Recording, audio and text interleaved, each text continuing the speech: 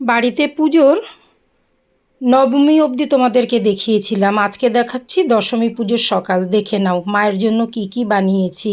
আমাদের এই ভাত দিতে হয় গন্ধরাজ লেবুর সঙ্গে, সঙ্গে বানিয়েছি পিঠে পায়েস, সঙ্গে বানিয়েছি মুসুরির ডাল বাটা বড়া, 5 রকম ভাজা, আর স্পেশালি এই দিন থাকে কচু শাক রান্না করা। সেটা সঙ্গে আছে, আমি যাত্রামঙ্গল পড়তে বসে গেছি। আর যেটা বলছি, সঙ্গে আছে মায়ের জন্য দধিক মঙ্গলের যে জিনিসগুলো, চিড়ে খই দই মিষ্টি সেগুলো, আর নানান রকম ফল মিষ্টি সেসব তো আছেই। এই যে এই সময়টা, এই কষ্টটা তারাই উপভোগ করে যারা পুজোর মধ্যে ডুবে থাকে। দেখো মাকে দর্পণ বিসর্জন করা হয়েছে।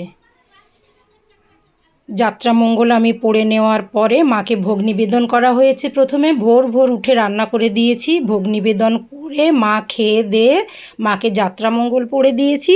যাত্রামঙ্গল পড়ে নিলাম, এবার ঠাকুরমশাইয়ের দর্পণ বিসর্জন করা হয়ে গেল। দেখো আমার মাকে দর্পণ বিসর্জন করে উনি সুতো কেটে দিলেন, মানে মা আমার চলে গেল কৈলাসে বাবা ভোলানাথের কাছে। তো এবার যে নিয়ম থাকে বলতে পারো, একটা কন্যা বাপের বাড়ি থেকে যখন বিদায় নেয় তার যেমন একটা আশীর্বাদ পর্ব থাকে, ঠিক তেমনি মা বরণ বলে একটা পর্ব থাকে আমাদের। সকলেই জানো আমি সেই মা বরণ করতে শুরু করলাম। মাকে মন্দির থেকে নিচে নামানো হয়েছে। খুবই বেদনাদায়ক মুহূর্ত। যারা পুজো করো, পুজোর মধ্যে ডুবে থাকো, তারা এই সময়টার ব্যথা অনুভব করতে পারবে। তবু বাড়ির মেয়েকে যেমন আমরা শ্বশুরবাড়ি পাঠানোর সময় নিজেদের মন ভারাক্রান্ত হয়, অথচ স্বামীর ঘরে যেতে হয়, ঠিক তেমনি করে মাকেও তো আমার ভোলানাথের কাছে পাঠিয়ে দিতে হবে।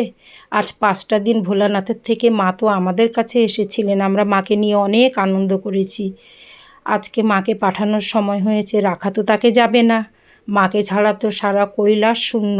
আমার ভোলানাথ অপেক্ষায় আছেন, তাই জন্য মাকে যাত্রাপথ যাতে সুগম হয় সেজন্য মাকে ধান দূর্বা দিয়ে বরণ করে নিলাম, মাকে আশীর্বাদ করলাম। এক এক সময় সে আমাদের মা থাকে, 10 হাত দিয়ে 10 দিক দিয়ে আমাদেরকে রক্ষা করে সন্তানের সময়, কিন্তু এই সময়টা নিজে কন্যা সম তাকে দেখি, নিজেই যেন মা হয়ে উঠি নিজের অজান্তে। নিজের মেয়েকে শ্বশুরবাড়ি পাঠানোর মতো করে মাকে সুন্দর করে মিষ্টি মুখ করালাম। মায়ের জন্য পান থাকে, পান পাতা দিয়ে মুখ মোছাতে হয়। মার অনেক নিয়ম আছে এই সময়টায়, সব নিয়ম হয়তো তুলে ধরতে পারলাম না, কিছুটা দিলাম। মাকে সুন্দর করে খাইয়ে দাইয়ে আশীর্বাদ করে এবার আমার মাকে সুন্দর করে সাজিয়ে দিচ্ছি। কেন কি উনি তো এখন বেরোবেন, আমরা কোথাও বেরোলে যেমন শাড়ি আলতা সিঁদুর পরে নিই, তেমনি মাকেও সিঁদুর দান করে নিলাম।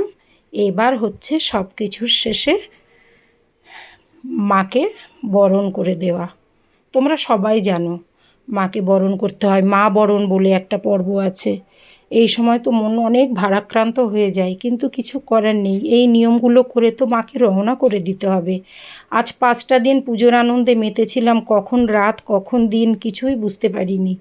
সময় কখন চলে গেছে মায়ের সঙ্গে কাটিয়ে দিয়েছি। ভোর 4টে উঠে মায়ের ভোগ রান্না করা, মায়ের পুজো গোছানো, নিজের হাতে মাকে পুজো দেওয়া, এই সব কিছুর মধ্যে দিয়ে কখন যে দশমী এসে গেছে বুঝিনি। তো দশমীর বিদায়বেলাটা মাকে যখন জানাতে হবে সেই সময়টা একটু তোমাদের সামনে তুলে ধরলাম। তোমাদের কেমন লাগলো আমাকে জানিও। শুধু বিসর্জনটা আমি দেখাবো না, গঙ্গাবক্ষে বিসর্জন যেটা আমরা নিয়ে গেছিলাম ওইটা আমি কোনো দিনই ভিডিওতে আনি না। আমি যাইও না বিসর্জনের সময় মায়ের সাথে, আমার ভালো লাগে না নিজের চোখে দেখতে যে মাকে বিসর্জন করে দিলাম। ওই জন্য এই বরণ করে কনকাঞ্জলি অবধি আমি নিই মায়ের, তারপর আমি ভিডিওতে আর রাখি না। এই যে দেখো এই কষ্ট তো তারা বুঝবে, মন্দির ফাঁকা হয়ে যাওয়ার কি কষ্ট। আজকে মন্দিরটা জল জল করছিল, আজকে দেখো মন্দির থেকে আমার মা বেরিয়ে এসছেন, মন্দিরটা আমার ফাঁকা। তো মা তো আমাদের জন্য কষ্ট, আবার খুব খুশি। কেন কি উনি তো আজকে স্বামীর ঘরে যাচ্ছেন, আমার বাবা ভোলানাথের কাছে যাচ্ছেন। সিঁদুর পরে আমার মাকে কেমন লাগছে দেখো তোমরা। তো সিঁদুর খেলার পর মাকে কত সুন্দর লাগছে দেখো, দেখে নাও। এবার সবাই তো মাকে নিয়ে রওনা হবে, সবাই রেডি হয়ে গেছে মাকে নিয়ে যাওয়ার জন্য। সেই মুহূর্তটুকু তোমাদের সামনে তুলে ধরলাম। এটুকুই ভারাক্রান্ত মনে বলবো, মা সবাইকে মঙ্গল করো, সবাইকে ভালো রাখো। তোমার সন্তানদের মঙ্গল কামনায় তুমি আবার এসো মা। জয় মা।